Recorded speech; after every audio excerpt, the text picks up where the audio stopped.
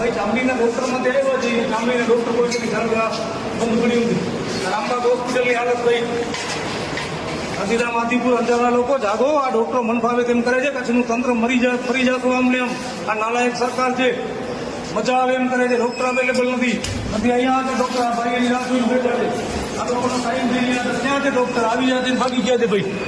સવારના આ લોકોનો 8 થી 1 વાગ્યા સુધીનો સમય છે. 1 થી 4 સુધી છૂટી હોય છે, રિસેસ. અને 4 થી 6 વાગ્યા 2 કલાકમાં ડોક્ટરો અહીંયા કને હાજર નથી રહેતા. આ તંત્ર છે રામબાગ હોસ્પિટલનું.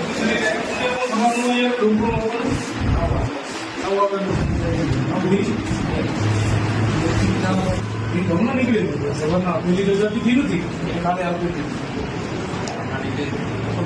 હમણાં કાઢી છે 110% ભાઈ. રોજનું કામ છે મારું.